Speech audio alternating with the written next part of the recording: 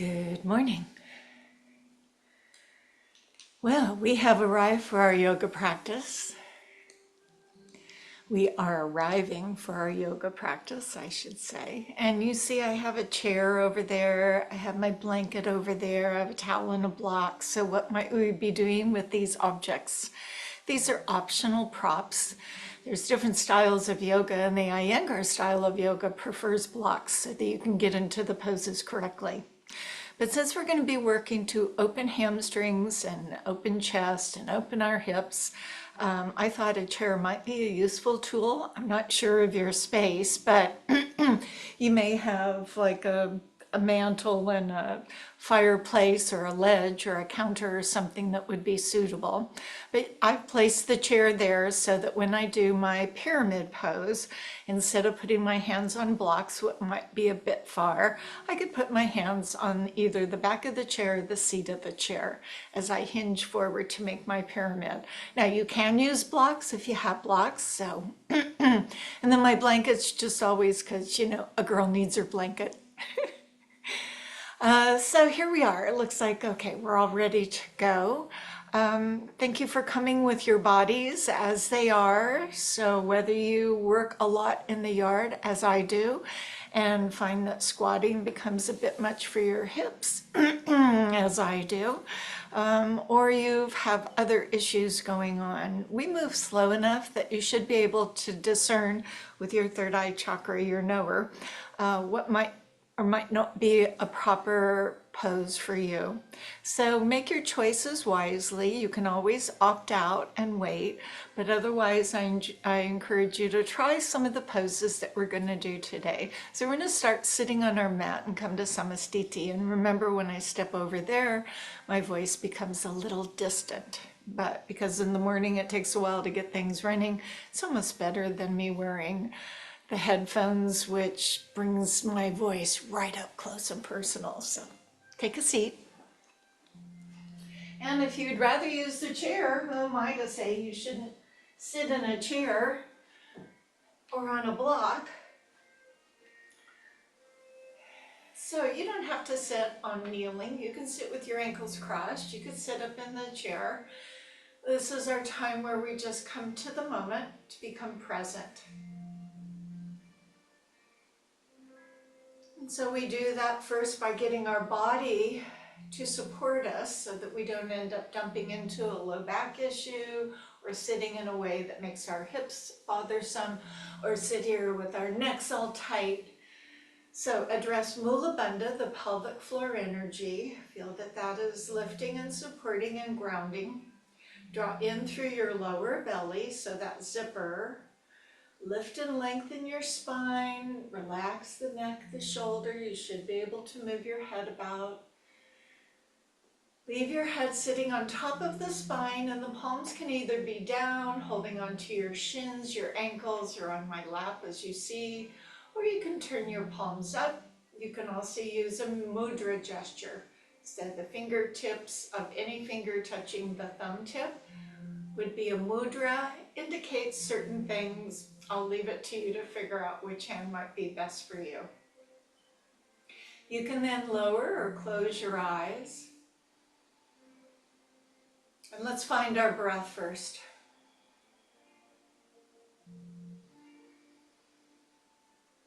So our nasal passages ebb and flow from one side to the other in the course of the day. You might notice that. But where are they right now?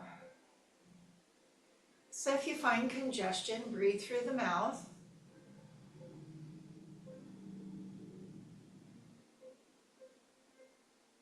Maybe observe that natural cadence. Maybe let it slow a little bit as you deepen the exhale, tightening through the belly. Every inhale, a celebration that is you. Every exhale, the release of negativity as it manifests itself in our thoughts.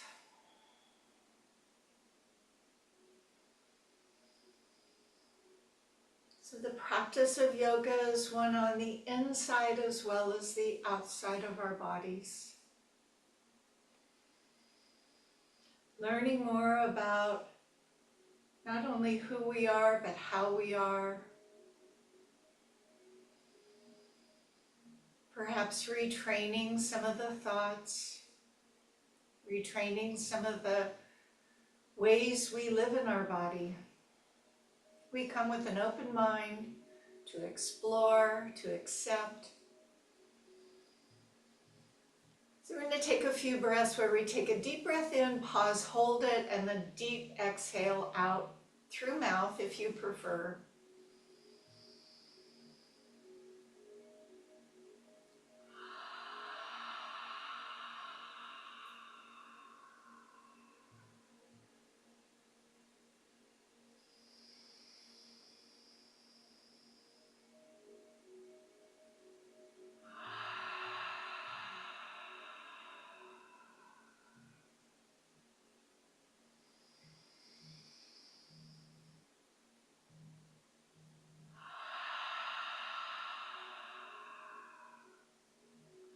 Back to your natural breath. Flutter your eyes open if they were lowered or closed.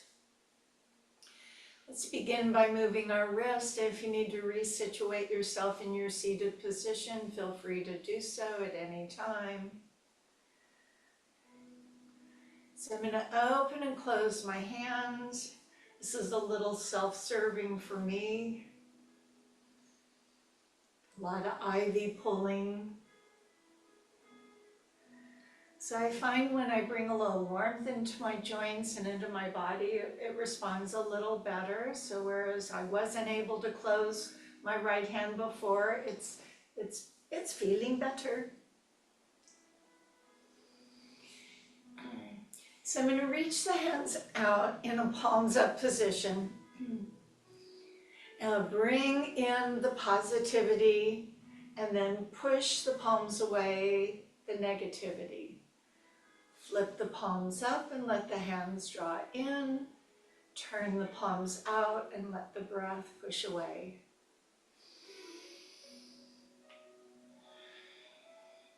Find your own flow.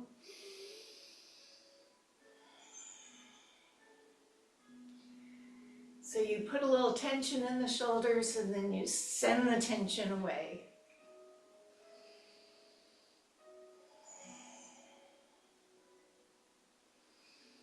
Now we move to a little breaststroke motion, so be aware of the space around you so you don't hit anything with your arms. It's like a little swimming in the air. Then I'll put my hands on my shoulders. Let my elbows circle backwards. And then change and let my elbows come forward.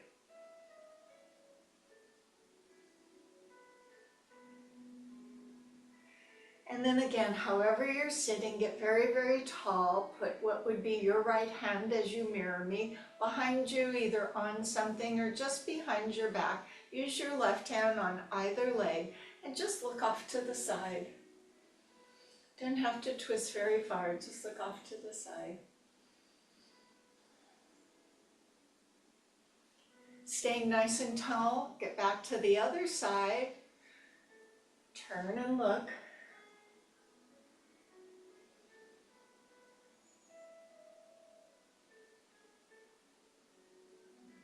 As you return center, we begin moving our head from side to side. I'm going to change my seat to sit on my blanket.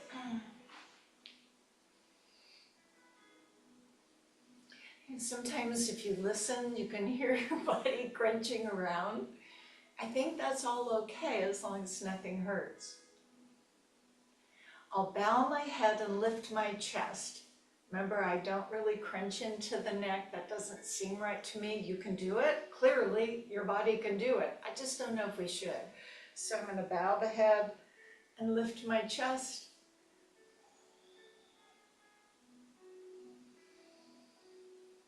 So we know this to be a part of what is our cat and cow.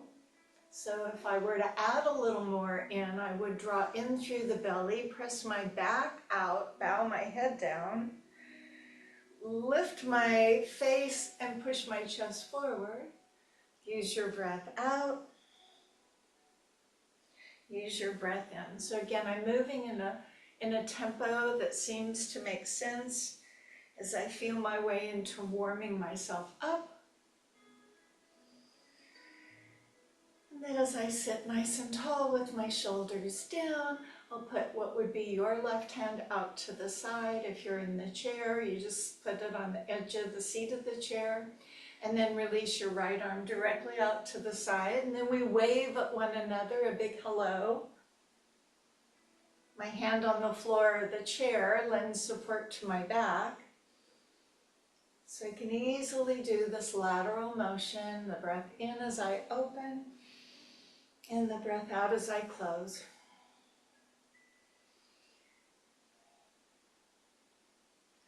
I'll circle the arm around a few times. So the arm's going to come up, careful as it comes around in front. It's a big lasso, I tell you, a big yeehaw. And I'll do one more. And then I'll leave the right hand on the floor, on the edge of the chair. Look off to the left, and let's do the same thing other side. Your arm is straight. Ascertain how it feels on this side, as it might well be different.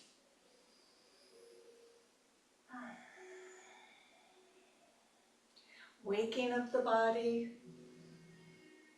bringing in the energy, or if you're doing this later in the day, it could be a matter of just moving your energy around, circling in front, around. Makes me want to groan. I think once more.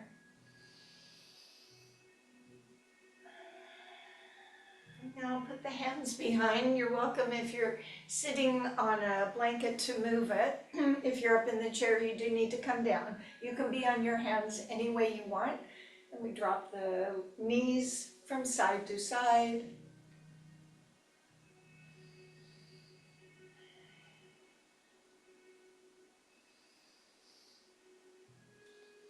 And then as I sit leaning back on my hands, I'll open and close my knees into Bandha Konasana or cobbler's pose. So we're going to do what we're doing right now is standing. So that means one leg would not be moving. And rather than opening and closing back, we're going to hold open. So go ahead, hold your knees open and then press. So I'm pressing down, and you should feel a little work happening in your glutes here. I'm pressing my knees down. We'll be doing this standing, and if you have a chair, it would be useful to use it. If not, you could do it without it. Okay. Now go ahead and put your feet out in front, and to make it easier for you to see what I'm doing, I'll turn to the side. So I have my feet going back and forth.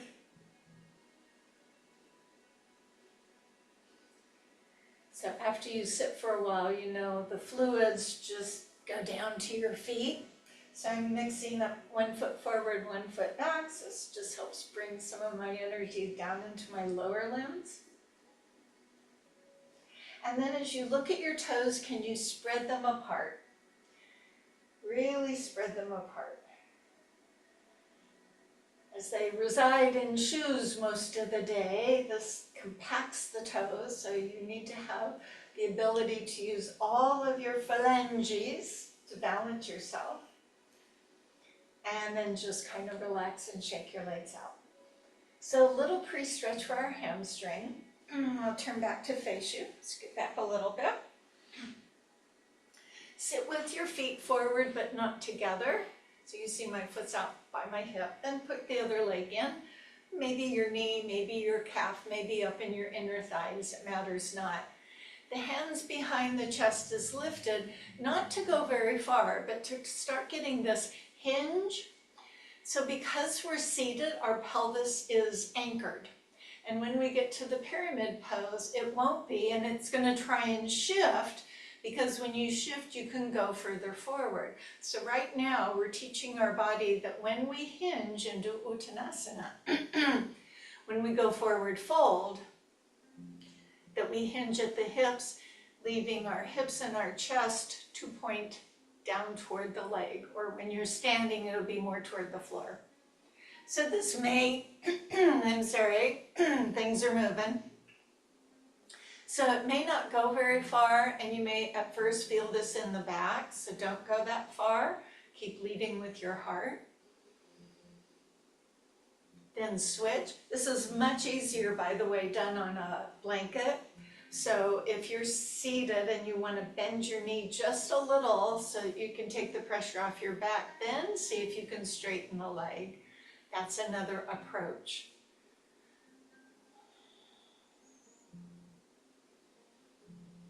So hamstrings have a big influence on our backs, backs and hips, backs and hips. And since the hamstring can't pull the pelvis down, we really want to work to keep it flexible enough that it can be where it ought to be. Shall we come up to standing without using our hands? So in any fashion that works for you, stand up.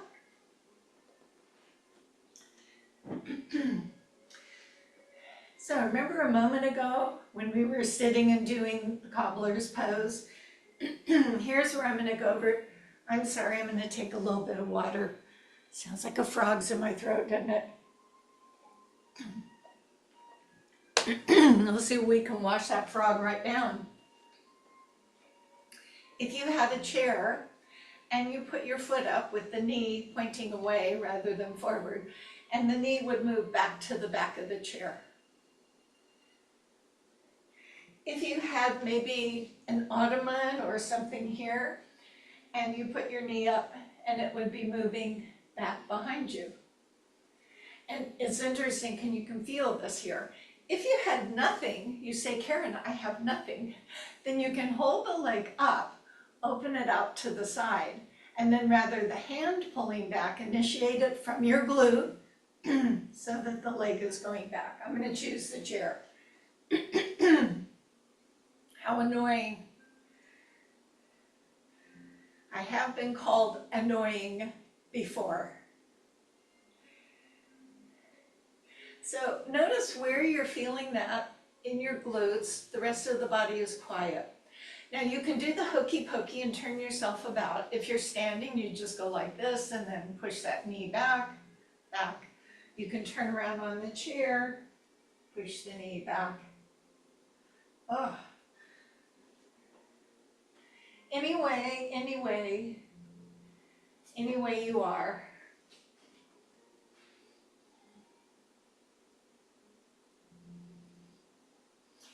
Okay, with that done, come back to your mat and stand with your feet a little wider. Won't matter if you're on the long end or the short end. And so I'm going to bend one knee and push my hip from the side. So I'm going to take that muscle group I was just working, and now I'm going to, ooh. Can you feel that a little, or is that just me? So bandhas, chest up, and hips just moving. And take the absorption into the leg you're moving to so that both knees bend a little to accommodate. Then we'll end up with one knee bent. Let's just say your hips are off to the side. Slide down on your left arm and reach the right arm up. We often do this with a twist. Today, no twist. Hand comes down, lifting, bandhas, knees bend, shift off, support. It's a bit different on each side, don't you think? And as I come back, I'll go and use that chair, that ottoman, the fireplace again. So you can steady yourself or not, and if you don't have something, I will show you what to do. So here's my foot elevated, standing knee a little bent. That hinging forward that we just did seated a moment ago would be this. If you had something here, this. If you had perhaps a block in your tools, you could put your foot on the block and go forward. And if you had nothing, I've got nothing, you say, then you can just do this. So just find a bit of opening in the back of your leg. Remember, those hips and chest go in the direction of your leg. Switch legs. Nice and tall. It's not weird if you rub your muscles. It's totally intuitive.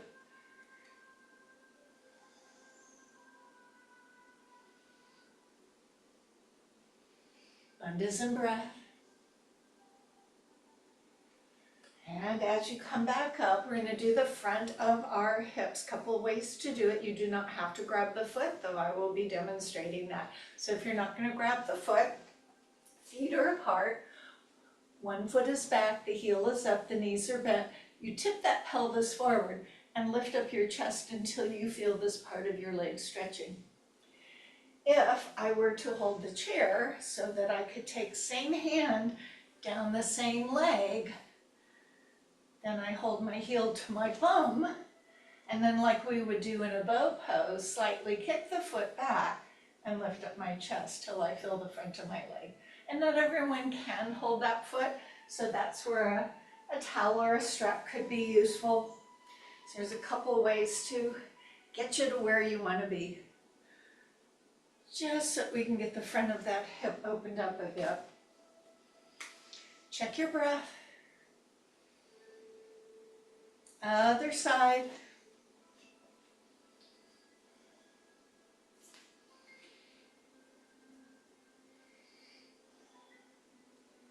This is about opening the front of your hip as I show all the variations that you might want to be utilizing to get this.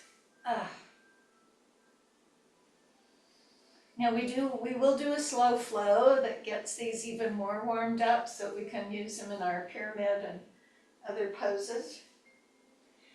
Okay, as you come back onto your mat, put your hands on your hips and do the circle, the hula.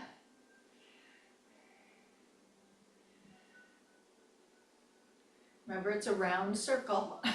Go the other way. So action of Uddiyana. Nothing should hurt as you do this.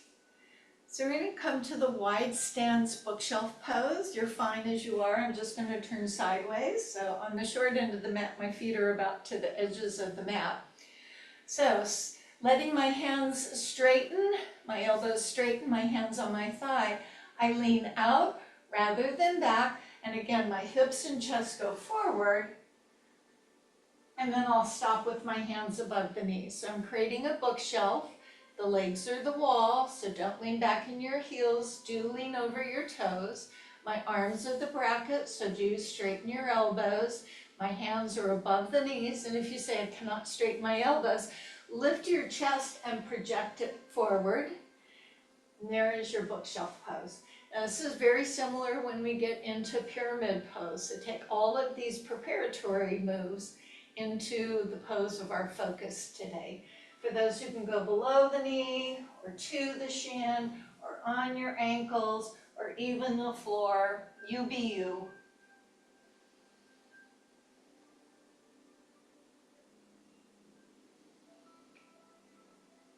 So we're going to come to a squat. I'm going to move the hands back up onto my thighs and bend my knees and turn my heels in. I was in this position a lot yesterday, so sometimes you can come down and keep your heels, and sometimes you can't. So if you were to bring yourself back up, and let's just say you had a wall or something, you could put yourself with your hands, not your back at the wall, so that you can get your heels down. If the chair was available, you would come into your squat with your hands on the chair, and then you work to get your chest forward. And eventually maybe you can take your hands off for the garland pose. I had to do this a little bit this morning in my bathroom just to see where my hips were. Oh. Yeah. So I find my right heel doesn't want to come down for whatever reason. So we're all going to come down on the mat. Try not to use your hands as you come down onto all fours, and you need to put your hands down. Make sure you're not going to kick if you have a chair behind you or something, so come back to your mat. And we'll do a few of the bird dogs. We'll do this on breath, so we're starting to create a little energy and strength, heat. So palms or knuckles, knees with toes under for this. On the breath in, whatever arm and the opposite leg go forward to the floor. That's breath in. Again, orient your hips and chest. As you exhale, raise the arm and the leg in opposition. When you inhale, touch the hand and toe back down. And when you exhale, come back to all fours. When you switch to the other side, because then opposite arm, opposite leg, other side, exhale, inhale, exhale. When you switch from side to side, there should be no shifting in your hips. So remain as core centric as you can on this. Shoulders are down. Look to the front edge of the mat. You don't need to see me. You need to feel yourself. You can hear what I'm saying. So we're on all fours. Under some breath. Opposite arm, opposite leg. Breathe in, touch. Breathe out, lift. Breathe in, touch. Breathe out, come home. Other side. Breathe in, touch. Breathe out, lift. Breathe in, touch. Exhale, home. Switch again. Breathe in. Breathe out. Breathe in. Come home. Once more, other side. Then I'll introduce a variation. Breathe in. Lift, breathe out. Breathe in. Now listen on the breathe in. Again, reach out. Exhale, lift. Draw in, touch, and open. Touch your hand and foot down and go to the other side. So once you bring the opposite elbow and opposite knee together, reach out, touch the floor, lift the arm, draw together, open up, touch right down, and let's do once more on that first side.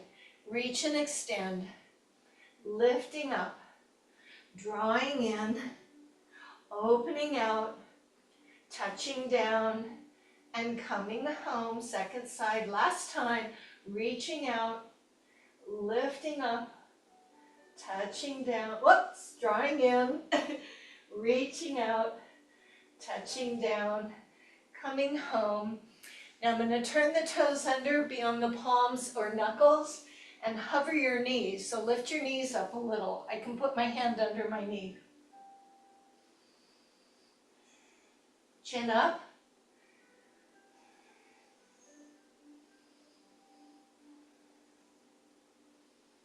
Exhale, the knees softly come down, the toes relax.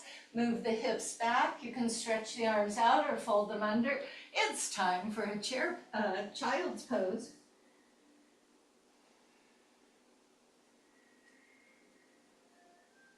So anytime in our practice today that you just want to go to child's pose, that's always there for you. As you're resting your wrist, we're going to come back and do that bear pose again. Onto the palms or perhaps on your knuckles with your thumbs forward. Load, anchor, toes under, knees up, and breathe.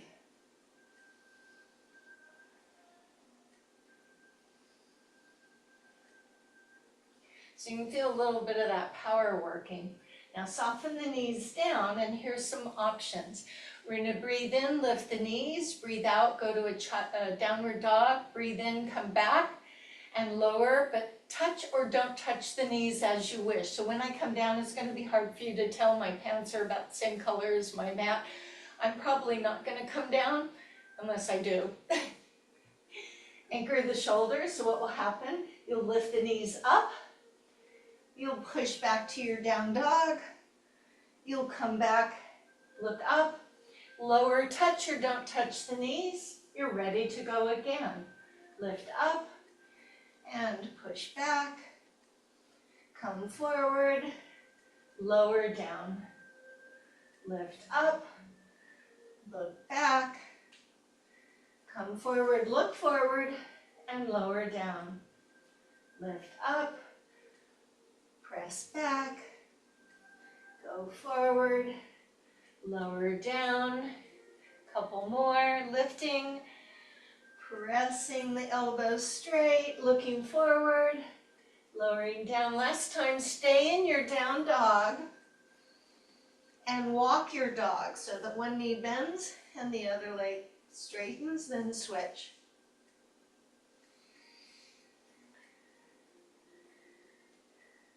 Raise both your heels, bend your knees, walk your feet up to the front of the mat where your hands are.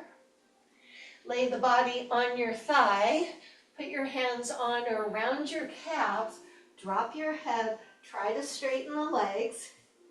We've kind of prepared. Bend the knees, put the hands on your thighs, keep the knees bent as you straighten the elbows as we prepare for chair pose. Check in with your blood pressure. Arms go out, and if available, arms go up. Remember, when the arms go up, that puts more pressure into your back, so it's fine to have your chair here. If your knees are a little cranky, you could have a little taller chair, a high chair. Check in with your breath, ground into your feet. Make sure your knees are not collapsing on one another. Some people do have the feet together, but what you don't want to do is rest here. You want to have that energy between the legs. Burst from the earth, lift to the sky. Only go as far up as feels appropriate for your back. Bend the elbows into cactus pose as we go to crescent pose. The knees will bend and you'll tip forward. Little core. Stand on your right foot. Step your left foot back.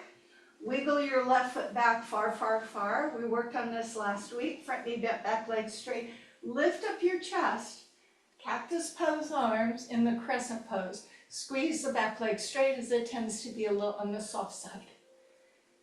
Ground yourself into the earth. Breathe in, the arms lift. Breathe out, the arms draw.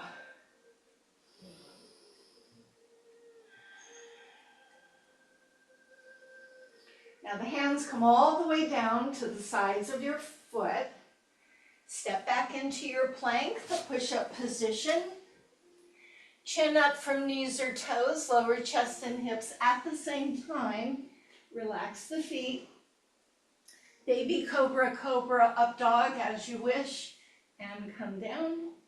Turn the toes under, lift the hips up from the knees or from the toes. Keep the hips up.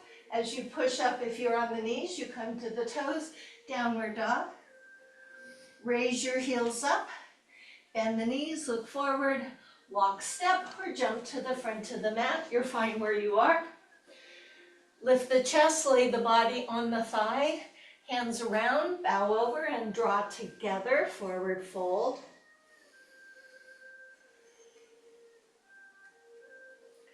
Bend the knees, release the hands to your thighs, finding your chair pose. Doesn't matter, you're fine at the end of the mat where you are.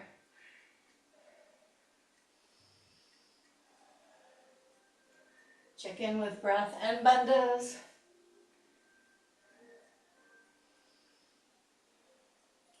Burst from the earth, lift to the sky. Bend the elbows to cactus. Both knees bend as you hinge forward. Stand on your left foot, step your right foot back. As you lean forward, slide the right foot back. This will help you. Once there, lift up your chest. How's the front of that thigh? Can you squeeze the knee a bit more? Breath in, the arms up. Breath out, the arms down.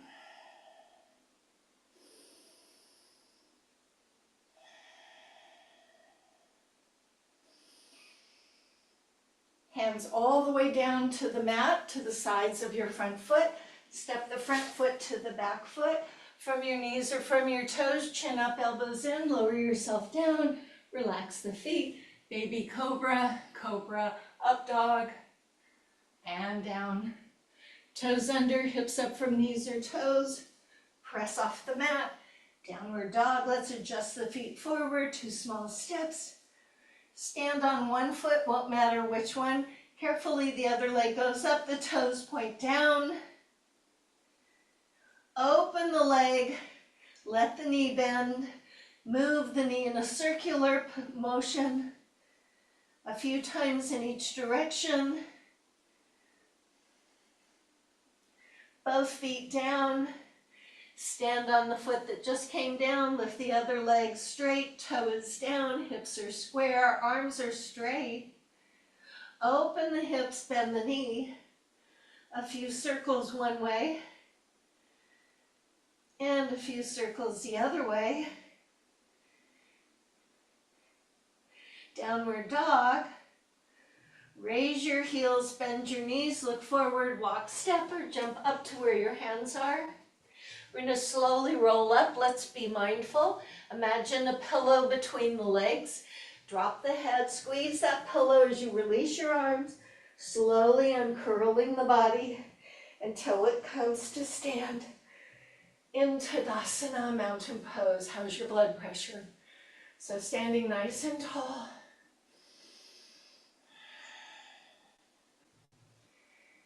Okay, here's where I'm going to bring my chair up to the end of my mat, and I'm going to do another preparatory before we go to the actual pyramid pose.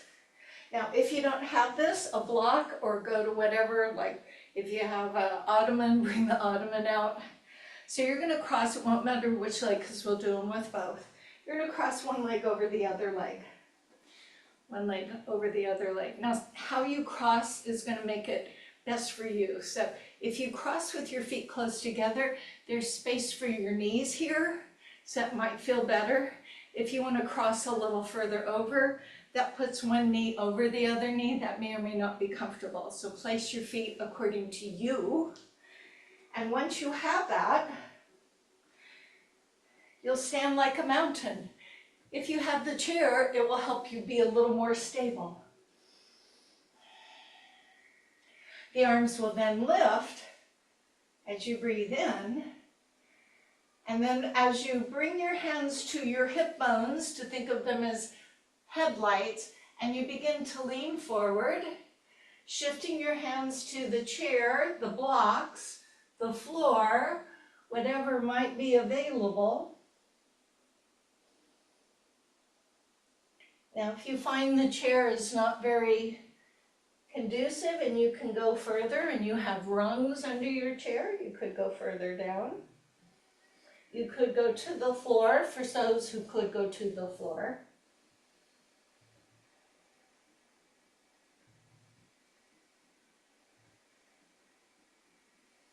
Mindfully bring yourself back up with lots of support.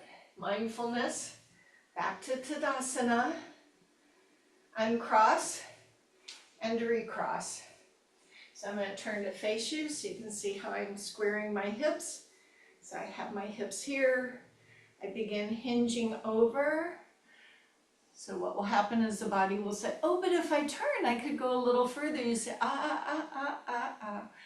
So if I didn't have a chair, I would put my hands on my thigh, or to my shins, or ultimately to the floor.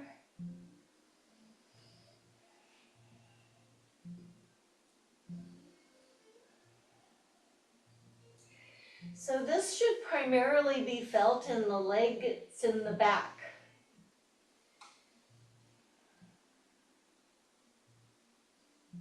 Mindfully walk yourself back up, steady yourself, enact your bandhas, return to mountain, uncross your legs. Okay, so if I'm going to do my pyramid pose and I know my hamstrings are very tight, that means I don't go very far forward happily, you could use the back of the chair so that as you hinge forward, you have your chair here, and maybe that's as far as you're going to go. If you know you can go a little further, as we've been preparing, you can turn it sideways. You can use yoga blocks, which are even further down below, Or if you have none of this stuff, you could just use your legs. That's normally what we do. But since I brought the chair out, I'm going to use the chair. So here's our setup for our feet. I'm going to put the hands on my hips because these are my headlights, my low beams, my high beams. So I know when I go over. Now my feet are hip distance apart as I look down. And I'm, maybe 10 inches away from the chair. So let's leave your left foot in front. And you're going to move the right foot back 2.5 lengths of your foot. So my right foot comes back, and as I look across, I marked at the heel, so there's one foot. Then the toe goes to where the heel was before, and I've got my hand on the chair for balance. And then I'll go another little half step from that. And I've got my toes pointing toward the short end of the mat, and here I come and stand. And I want to find the balance between both feet. When you go forward, you're going to feel more weight on the front leg, so keep a little on the back. And when we go back, you want to keep a little on the front. It's a little wobbly already, don't you think? Be careful that back foot doesn't open. So lift the heart, zip your zipper, and monitor your hips as you begin to lean the heart forward. And maybe you just end up with your hands on your thigh. Maybe you move your hands to the top or the back of the chair. Maybe as your heart goes forward, you find the seat of the chair, noticing that the hip on the back leg has not turned open. Your headlights are still shining downward. Both legs remain straight as you perhaps go a little further. Some people might even end up with the hands on the floor. That would lay your body on your thigh.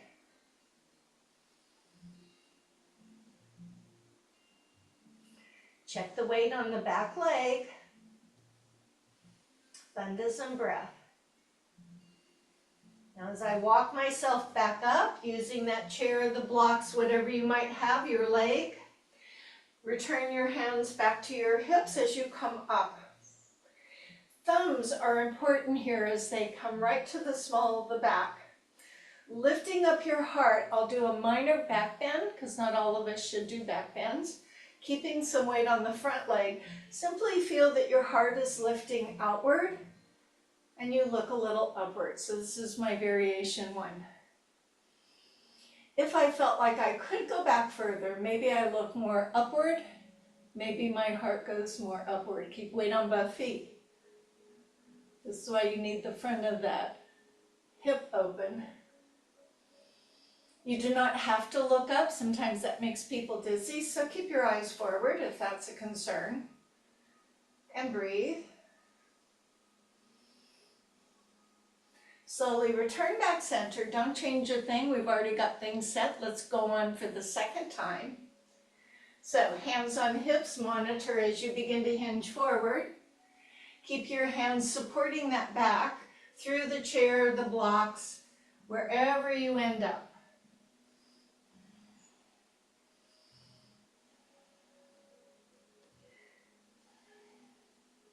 Big opening of the leg that's in front. Mindfully return yourself back up. Use the support that you provided for yourself. Once you're up, go into your variation of back bend. Keep weight distributed. You be you.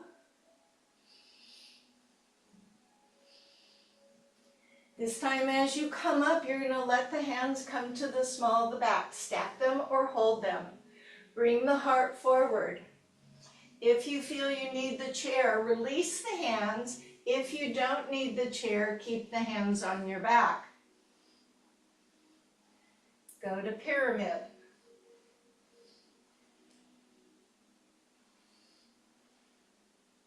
Headlights, breath, and bandhas.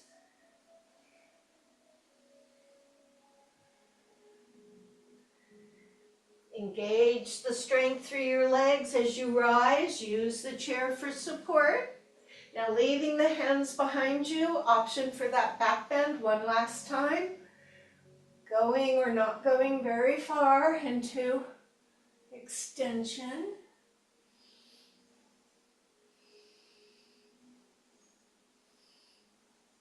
Slowly rising back up, releasing those arms and stepping. Now you may need to shake those legs out a little bit.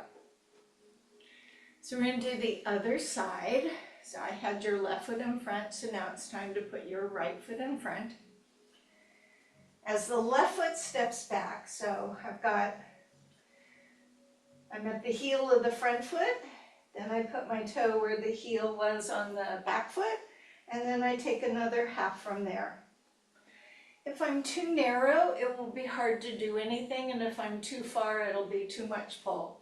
So it's a little wobbly up here. The toes are forward. So what can I do to stabilize myself? Use my bandhas, my breath, and park your fingers on your hips so you can identify those headlights. So our first Uttanasana, forward fold with my chest going forward. Make sure that back hip doesn't open, it stays forward. Use the chair as you're on the other side. Take your time to support yourself. Be mindful. Don't be anxious.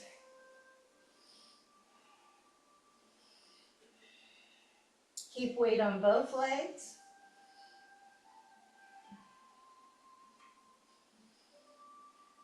Further is not necessarily better.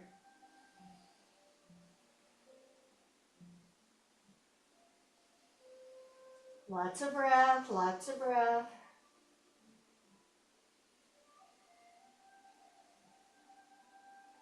Mindfully support yourself as you rise.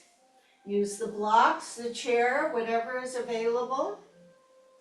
Once you're up, slide those hands in to support the back. As you begin to lift the chest, eyes either remain forward or go outward. Keep some weight on that front leg.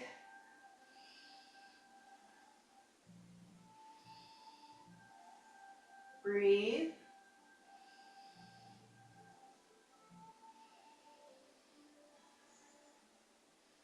Again, lift and lengthen. Move those hands to your hips as you begin that forward fold. Supporting your back always. Even if you don't have a chair, the hands walk down your legs as they lend support.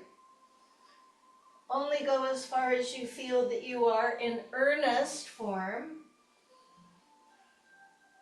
Maybe a tendency for the front leg to bend. Don't let that happen. A pyramid is rather rigid, you know.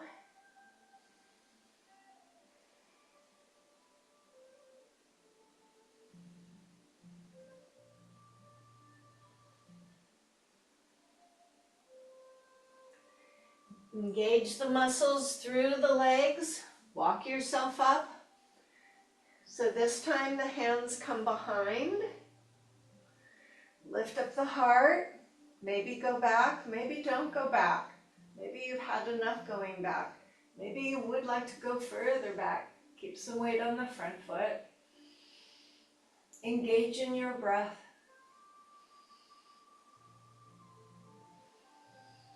So this time as you go forward, the option to leave the hands behind the back or to move them forward.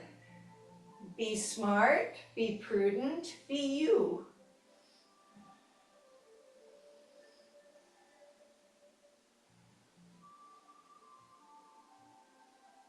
Find breath.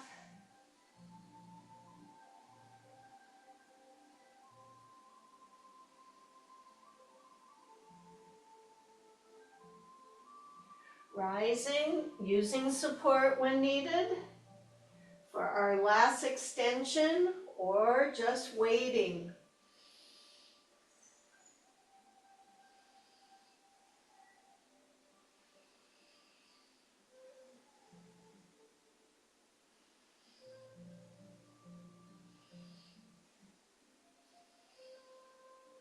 Slowly returning yourself center, releasing the arms from behind, stepping your back leg up.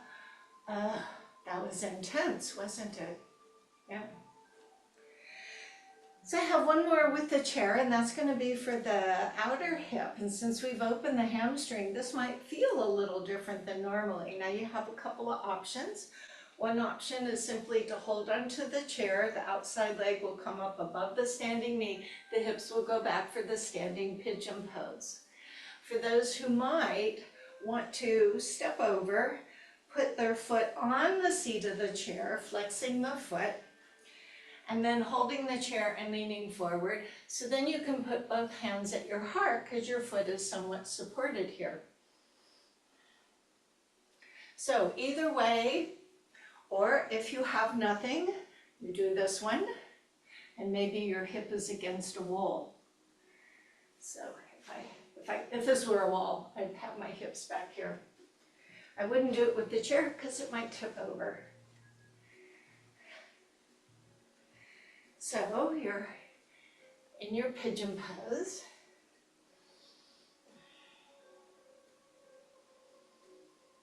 And as you come out mindfully, lift the leg and do the other side. So if I were to be rude and turn my back to you, I would cross the leg above my knee and move my hips back, or I would scoot in, put my foot on the chair, my foot is flexed, and then as my hip goes back, I replicate the same thing. I still have this happening. So come into your standing pigeon.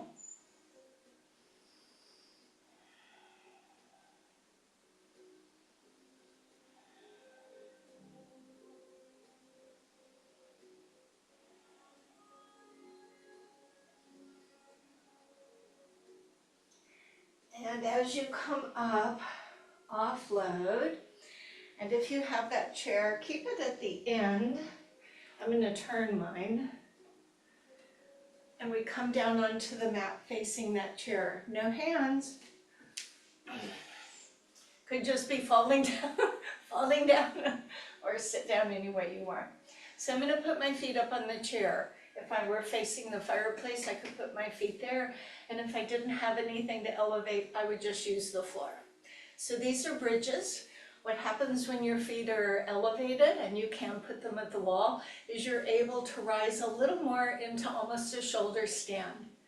If that doesn't appeal to you, the bridge pose is always good. So as I come close, if this were a wall, I might put my feet up here. But since it's a chair, I will put my feet down here. I don't need the cushion, so I'll put my feet here.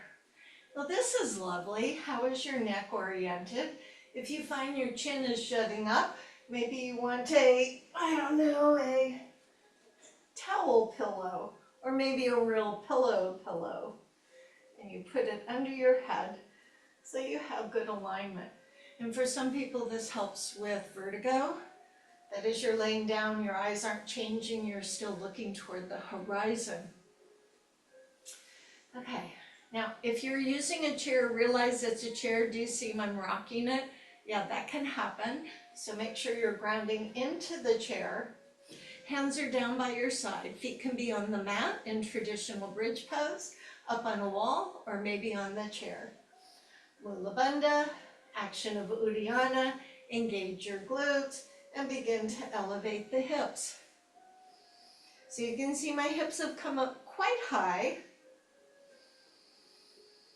If there's any back discomfort, use more support from your arms so you're not feeling the back. Now this is an inversion.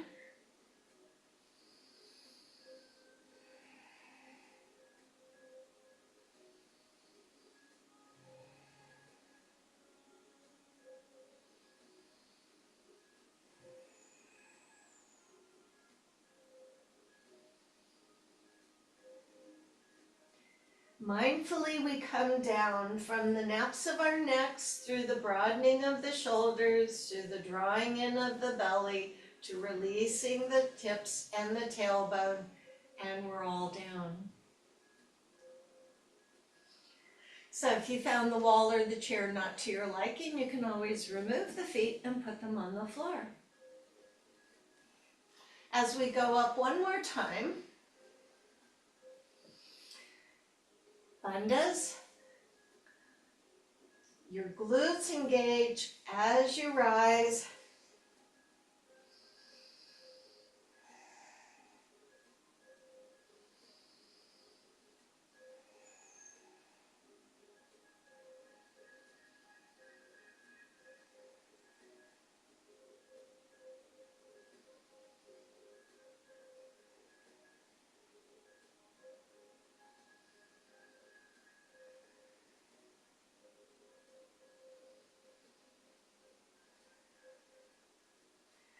Coming down, articulating your spine.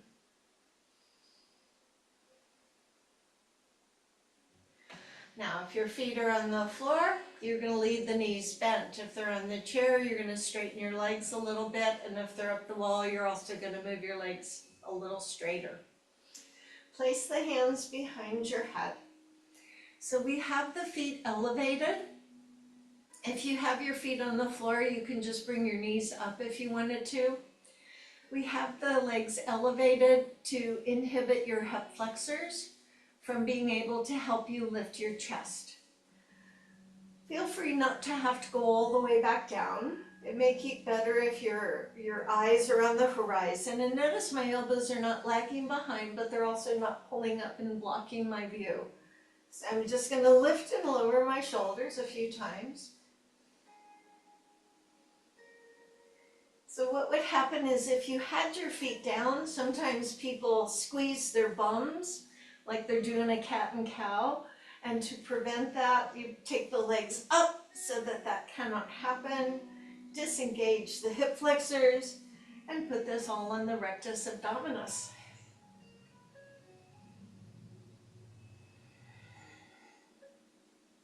Notice I'm not speeding through this. What I'm saying to myself is rest your head in your hands, Karen.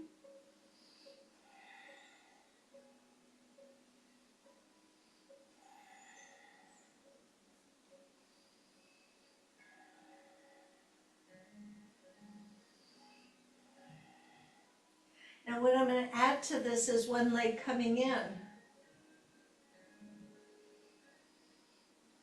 Check your arms are not pulling forward on your neck.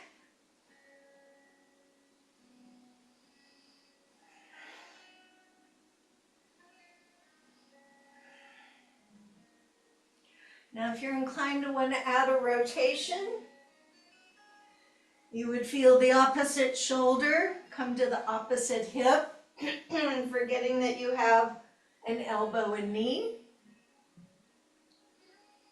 How could you forget that? Keep resting your head in your hands.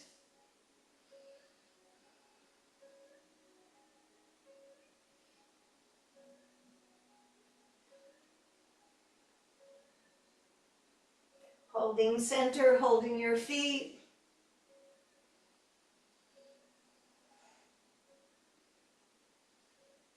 Trying to do the best you can.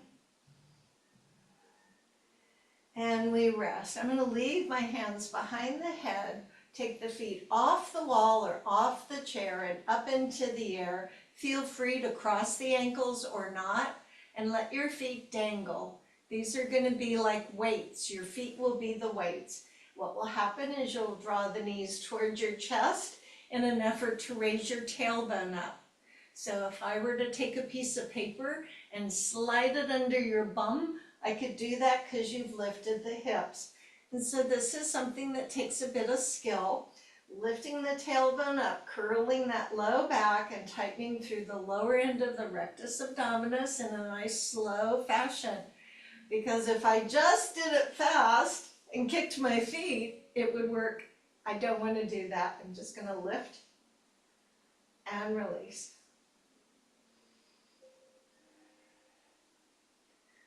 So use that breath, that exhale as you raise the tailbone.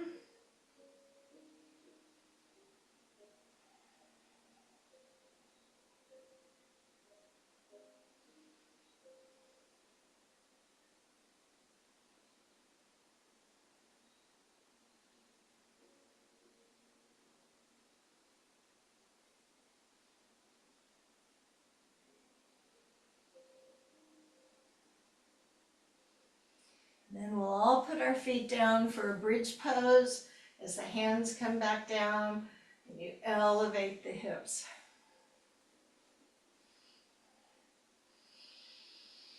I say take a big tummy breath. Rather than closing your eyes, experience the visual moving of the breath. And slowly lower yourself back down. So I'm going to scoot up a little bit on my mat so that I don't run into the chair, or you may be able to just move your chair away. If you don't have a chair, that won't be a problem for you, will it? So I'm going to go back on my back, and I'm going to be lifting my hips and lowering my legs to each side. If you want to watch for a second, I'm going to show this one. So my arms go out to the side like a T. My knees come up. It's easier with the knees really bent, and it gets progressively harder as you straighten your legs. So what will happen is on the 1, you lift the hips up like we just did. On the 2, the knees come to that elbow. On the 3, the knees come back to my chest, hips are up. And then on the 4, my hips go down, and I'll alternate sides. Now, I have a problem with this mantle here, so I'm going to turn my head to you and hope that my voice carries. So I will count. Occasionally, if you need to look, you can see what we're doing. So you're on your back, your arms are out to the side. You can make it a little easier by lowering the arms down a bit, just saying. Bring the knees up, and you want the knees to stay together, whether the knees are bent or the legs are straight. Draw a breath in on 1, the hips go up. Exhale, lower the knees to one side or the other together. Keep the knees together as you come back up, and exhale, lower the hips down. Other side. Lift as you breathe in. Hold those legs together as you lower to the other side. Lift those legs back up together and lower the hips down. Just keep it going, following your breath.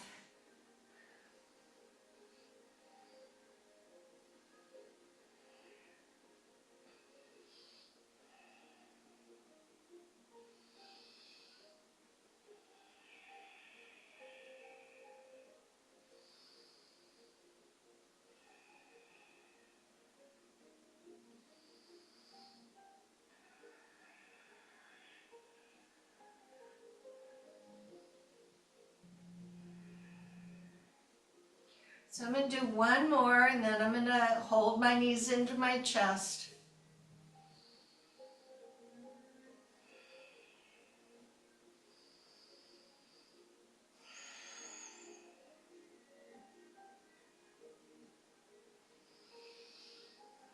Let the feet come down and spread your feet apart. Be a little careful as we're going to open and stretch the belly that we just worked. So let your knees gently fall one direction with your feet apart. One leg will go to the floor easily and the other leg will kind of suspend. Pay attention to how you feel. Feel the weight of your legs falling toward earth. Nothing should hurt.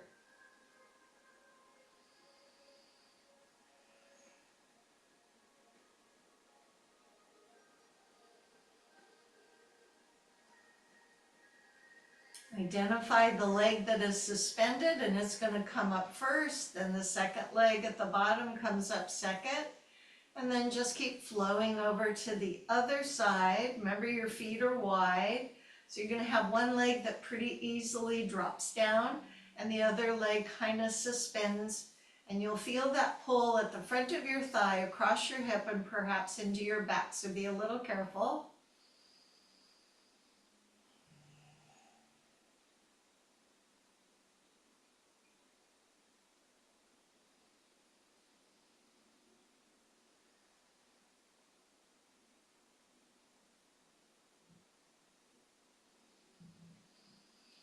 Lifting the top leg first, the bottom leg second. Bring the knees in and the bottom of the feet together. We know this as the cobbler's pose, yes? So maybe just holding the elbows wide at your inner thighs. Maybe opening your legs with your hands at the inner thigh with those knees fully straight.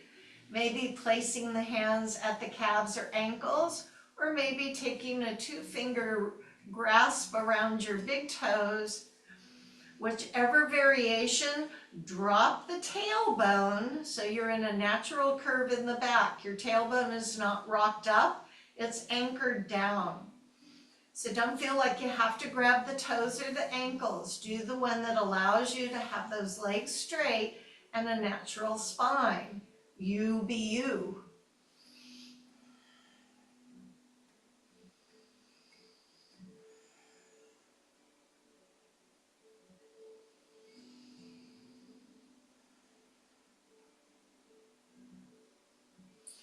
Bend your knees in, roll to your side on your own terms. Bring yourself to a seated position and give yourself a moment. So you're going to play with a little arm balance. And we have this chair. I always have my fireplace. So if you have wrist issues and you do want to be on your palms as best you can. Oh, last week we were going to do Take It Up Asana. Did we do Take It Up Asana? I don't think we did. Maybe we should do that one instead. It's also still part of the arm. So you can sit on a blanket. I'll just sit on this towel I have here. We didn't do this last week. I said we were going to do it. We didn't do it. Oh well, better late than never. So I sit with my ankles crossed. I put the hands down. I lift up my hips, and if you can't do the palms, be your knuckles, anchor your shoulders, and lift up your bum. The next thing you want to work to do is maybe lift up one foot and the other foot. So you come to Take It Up Asana, and you're just intending. So if your feet don't come up, and mine are not coming up, so I'm going to show you from the side. I'm sitting on this little towel. I don't have to. I put my knuckles down, that's better for me. Anchor my shoulders, straighten the elbows and lift my bum up, and then maybe one foot up. But I'll show you a little trick. Go ahead, play with that. I'm going to get myself into the lotus pose. So that's where, if I could still do that, where my ankles cross. And then when you do that same thing, you can lift up and kind of swing. Turn to the side without this. So if you're able to get into a lotus, not everybody can, not really great for me these days. Then when you put your hands down and lift up, you have a good chance of lifting your feet up. So that's a playful thing. That's the Take It Up Asana. That for gardener hands, that's very difficult. So if all you did was just lift up your hips and leave your feet down, I think that's a good start. I am here on my hands with my hips up. Okay. So maybe if we did that more often, we could do it better. Now you can sit in the chair or sit on your blanket or sit on your knees or sit on a block or stand up. Yeah, all those options are available. A talus strap or nothing at all. So a little opening from the shoulders. If I did not have a towel or a yoga strap, I would just have my arms go up and then bend my elbows to cactus and go up and go forward. If I've got a yoga strap, I'm doubling it over so it's not so long.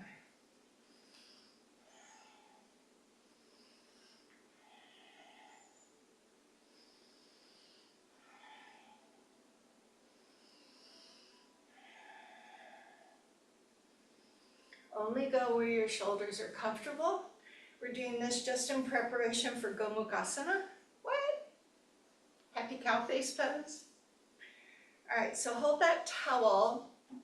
I'm going to turn my back to you in your right hand.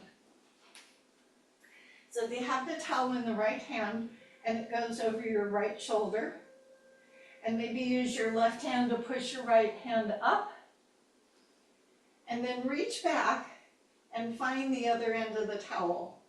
And then reach the hand up the towel until perhaps the hands come together. If they don't come together, hold the towel.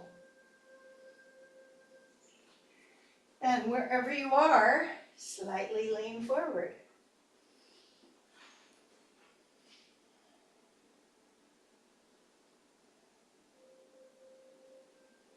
And release. Let go of the towel at the low end, and we do the other side. Hold the towel in your left hand, goes over your left shoulder. Right arm goes behind, find the towel, work your hands up the towel, and then maybe you get the hands, maybe you keep the towel. Once you have what you have, lean forward a little.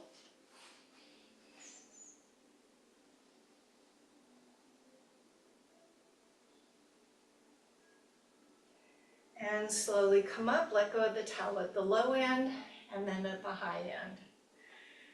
So maybe we got a little bit warmed up so we can do our Shavasana now. Yeah. So you can use the blanket, a towel, a robe, slippers, socks, eye pillows, whatever you might need to get yourself comfortable, because now you do nothing. We've been doing something and now we do nothing. So get yourself comfortable, you deserve this. A little time to step away. Calgon, take me away, right? So we have this space inside our body and inside our head, inside our being, that is a more quiet place. Sometimes we find it and sometimes we're looking for it and we just don't remember where we put it. So hopefully you're gonna find it as you get yourself comfortable.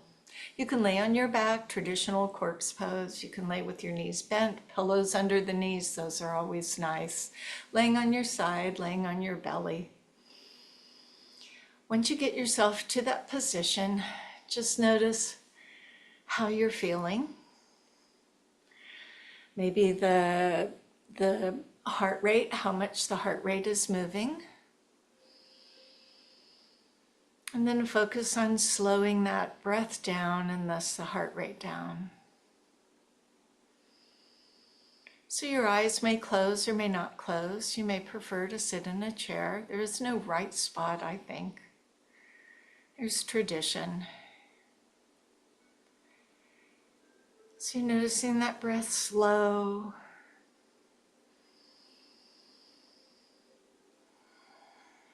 You can use the nasal passages or the mouth as it's available. As things slow down, begin to feel the weight and heaviness of your body. Let it surrender onto Mother Earth. Feel safe, feel content.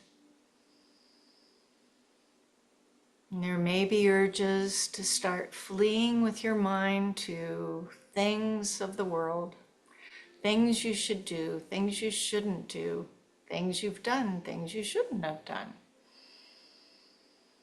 Just set that aside for the moment. Maybe you just feel the heart beating. Maybe you rest your attention on your breath or in nature. Wait for the singing bowl and let this time be yours.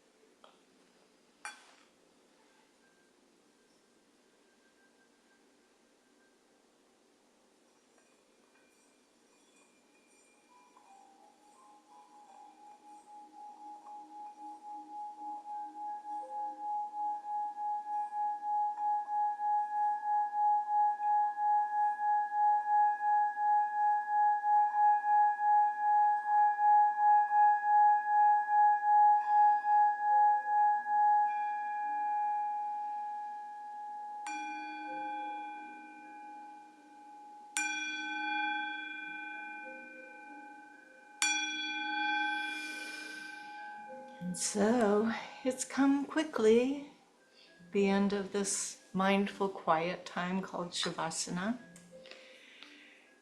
And so maybe you wiggle those fingers and toes and awaken the body and prepare yourself for thoughts. So the most amazing thing happened. I pick up my book and opened right to June 10th. Irving Berlin said, "There's an element of truth in every idea that lasts long enough to be called corny. The younger we are, the more likely we are to dismiss the past as being old-fashioned and irrelevant. And the older we are, the more likely we are to see wisdom and virtue in the good old days. Well, we can't always predict in our youth which ideas will prove to have the most lasting merit. And on the other hand, as the years pass, we may begin to overvalue some ideas simply because they remind us of when we were younger. The challenge is not to reject ideas simply because they seem corny, or to embrace ideas simply because they are nostalgic. The thought for us today is, which ideas from my youth are still good today, and which should I let go of?" So come on up to a seated position. And as you sit nice and tall and mindful as we want in yoga, relax through the neck and the shoulders, strong through our core, attentive to our breath. Let the arms extend and lift. And with the palms together and hands at the heart, we share the word that means the best in me honors the best in you. Namaste.